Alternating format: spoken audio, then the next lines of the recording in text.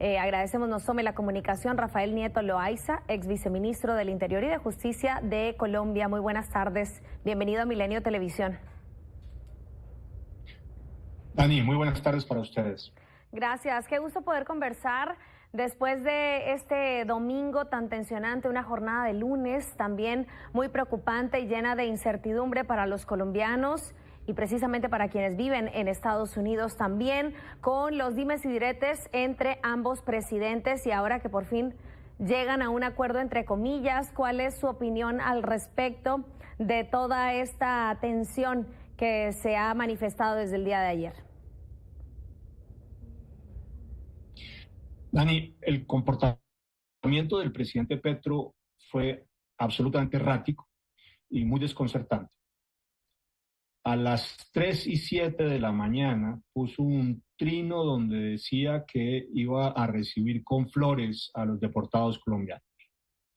Menos de 45 minutos después, un poco antes de las 4 de la mañana, puso otro donde, lo están mostrando ustedes en pantalla, decía que los aviones norteamericanos no podían entrar a territorio colombiano y que se les había retirado el permiso. Es decir, reconoce de alguna manera que había un permiso ya otorgado por el gobierno colombiano para esos vuelos y que lo quitaba. La reacción del gobierno norteamericano y de Trump no se hizo esperar y trajo un conjunto de amenazas en distintos niveles. El retiro de las visas y de los permisos de entrada para Petro, sus funcionarios de gobierno, los miembros de su partido político de la coalición en el Congreso y sus familiares, la posibilidad de establecer sanciones bancarias, comerciales y financieras a esas mismas personas, pero sobre todo la amenaza de establecer unos aranceles del 25% la primera semana y después del 50% a todos los productos colombianos que trataran de ingresar a los Estados Unidos. La aplicación de esa medida hubiera sido devastadora, Dani, para los empresarios exportadores colombianos. Muchos hubieran ido a la quiebra. Para dar un ejemplo, pero es solamente eso, un ejemplo, los exportadores colombianos de flores tienen en el San Valentín, que se va a celebrar el 14 de febrero en Estados Unidos, el 70% de sus exportaciones anuales. El establecimiento de estos aranceles que amenazaba Trump hubiera sido devastador para las flores, para ese sector. Muchas empresas se hubieran quebrado, que además son intensivas en mano de obra, y hubiera habido muchos despidos. Al final, y después de un conjunto de trinos muy peculiares durante el día de ayer del presidente Petro, en los cuales citó a Aureliano Buendía, uno de los personajes de 100 años de soledad, a Salvador Allende, en fin, terminó, permítame usted la expresión, es un tanto dura, pero muy descriptiva, reculando plenamente y aceptando todas las condiciones que había establecido Trump para la realización de estos vuelos de deportación. Hay otro elemento que termina por ser muy particular, y es que Colombia, durante la administración de Petro, ya había recibido vuelos en las mismas circunstancias y condiciones, vuelos militares donde venían los deportados esposados por varios miles, repito, en el año 2023 y en el año 2024. Entre ambos años, cerca de 25.000 colombianos deportados en las mismas circunstancias que, curiosamente, a Petro ayer le despertaron indignación. De manera que las consecuencias son bastante claras. Me parece que los Estados Unidos usaron a Colombia de un ejemplo para el resto del continente y para el resto del mundo.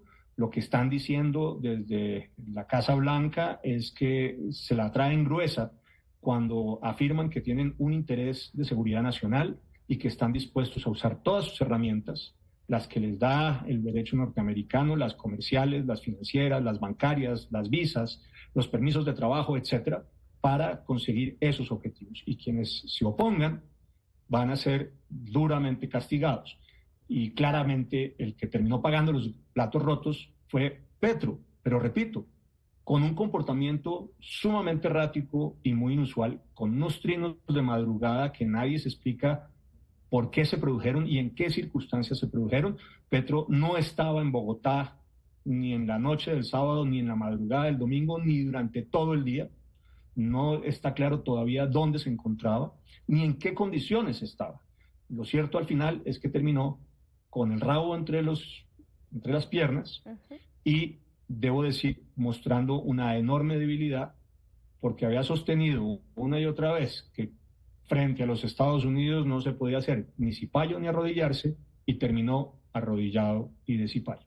Exactamente, es que también la duda que generó todo esto al principio, si a lo mejor era una estrategia del gobierno colombiano, pero al entender que primero Petro lo había aceptado, posteriormente cancela la llegada de estos vuelos, Estados Unidos se defiende, es ahí donde ya no entendíamos hacia dónde iba esto. Se podría incluso catalogar como que fue un impulso como tal del presidente Petro, que terminó por enfurecer y dejar con miedo a todos los colombianos y de sentir que el país se iba a hundir a partir de esos trinos, como usted precisamente lo menciona, entre Petro y Donald Trump, que no iban a terminar nada bien. Ahora, ¿cuál pudo haber sido el detonante realmente para que las aguas se calmaran? ¿La diplomacia del embajador Daniel en Washington o todas estas presiones que ya había impuesto Donald Trump al respecto? Yo creo que definitivamente fueron las presiones. El costo hubiera sido, Dani, impagable para el gobierno, para sus funcionarios, para sus aliados políticos y, por supuesto, para el país. Como en el caso de México, Colombia tiene en los Estados Unidos su principal aliado comercial. Cerca del 30% de las exportaciones colombianas van a los Estados Unidos. No hay manera de que podamos reemplazar ese mercado. Flores, banano, café, carbón, petróleo, los principales productos de exportación encuentran en el mercado norteamericano su principal comprador. No, repito, había manera de reemplazar ese mercado y las consecuencias hubieran sido devastadoras. Devastadoras en términos de ingresos, de impuestos, devastadoras en términos de costo de la deuda colombiana, en costo de inversión norteamericana en el país. En fin, por donde usted lo mirara, las consecuencias económicas iban a ser desastrosas, además de las consecuencias personales y políticas que tendría en la administración de Petro en particular. Creo que eso al final es lo que termina siendo definitivo. También es verdad que lo que aparentemente ocurrió es que entre la Cancillería y la Embajada de Colombia en Washington empezaron a tomar un conjunto de decisiones y de gestiones frente a los Estados Unidos, dirigidas todas al final a aceptar las condiciones que han puesto desde la Casa Blanca. Todas se aceptan plenamente, no hay nada que haya cambiado desde la posición inicial, con lo cual terminamos pagando todos los platos rotos sin tener ninguna ventaja. Es Daniel García, el embajador de Colombia en Washington, Dani, quien dice que Petro no estaba en la Casa de Nariño, no estaba en Bogotá y que se comunicaban con él por vía virtual. De manera que todos nos preguntamos hoy en qué andaba Petro y en qué condiciones estaba cuando puso estos trinos contradictorios, digo, no solamente contradictorios entre ellos, sino contradictorios con las decisiones que el mismo gobierno había tomado en relación con estos vuelos y con los vuelos previos. Le agrego un elemento adicional, Dani. Desde México se han deportado a Colombia alrededor de 100.000 colombianos en los últimos 4 años. No es solamente desde los Estados Unidos. De manera que recibir a deportados colombianos era lo obvio, era lo natural, y es además un derecho constitucional y de ley. Todos los colombianos tienen derecho a circular libremente en el territorio nacional, a ingresar y a salir de él y a retornar al territorio colombiano. Negarse a unos vuelos de deportación de colombianos no tenía ninguna lógica ni ningún sentido, iba en contra de las mismas determinaciones del gobierno de Petro, de su comportamiento previo con Biden, en fin, de la Constitución y de la ley. Claro, además teniendo en cuenta que la migración es un problema de años, no es algo nuevo ni siquiera desde que Trump está en el poder, ni ahorita ni en su primer mandato, o sea, ha sido siempre.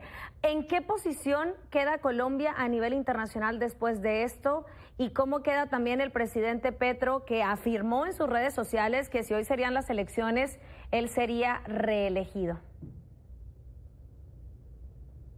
Dani, evidentemente estos deportados desde los Estados Unidos no son resultado de unas redadas hechas recientemente por el gobierno de Trump. Eran personas que han sido detenidas previamente durante la administración Biden, estaban en las prisiones cumpliendo condena y ya la habían cumplido o han sido condenadas y se pretendía que fueran enviadas de vuelta a Colombia.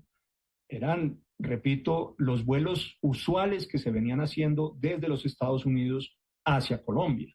Y de ahí de nuevo la gran pregunta: ¿por qué Petro en este caso reacciona como reacciona en estas circunstancias?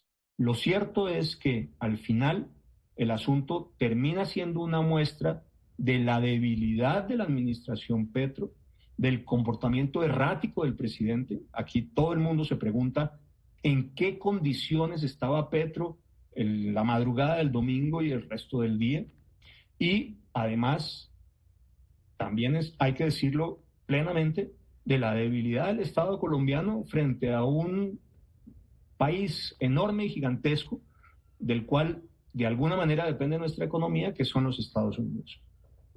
Ahora, para rematar, repito, pues Colombia terminó siendo el ejemplo para todo el continente y para todo el mundo de que Trump no solamente está hablando, sino que está dispuesto a usar todas las herramientas que le da su legislación para satisfacer sus intereses estratégicos.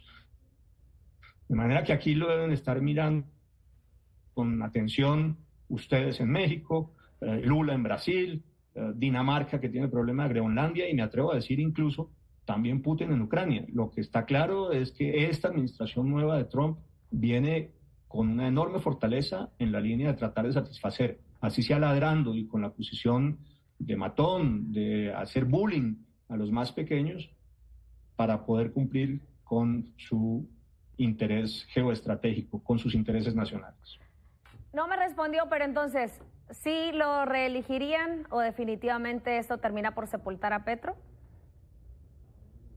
No hay ninguna posibilidad, no hay ninguna posibilidad de que Petro primero no podría ser reelecto. En Colombia no hay reelección inmediata, de manera que no tiene posibilidad de presentarse, pero digo, no solamente él no podría, sino que además las posibilidades de que una persona de la línea del pacto histórico, que es la coalición de gobierno de izquierda que hoy manda en la Casa de Nariño, pueda ser electa en el 2026, es prácticamente nula. Yo no veo que eso pueda ocurrir. Y no lo digo por el enfrentamiento con Trump, que solamente agrava más la situación. Es que la desfavorabilidad de Petro, por mucho que intente presentar alguna encuesta, no sé salida de dónde, es sumamente alta entre los colombianos y no le da de ninguna manera para conseguir el 50% más uno de los votos con los cuales se necesitaría que alguno de su coalición pudiera ser electo. Evidentemente va a haber un cambio de gobierno y probablemente un cambio de tendencia ideológica en el 2026. Me atrevo a sostener que la mayoría de los colombianos van a votar contra Petro, no a favor de su coalición ni de su partido, y que este episodio con Trump solamente lo debilita más. Claro que sí, está tratando de desviar la atención después de todo lo que ocasionó a partir de este domingo. Muchísimas gracias, Rafael Nieto Loaiza, ex viceministro del Interior y de Justicia de Colombia. Buenas tardes. Buenas tardes, Dani, para usted y para todos los mexicanos.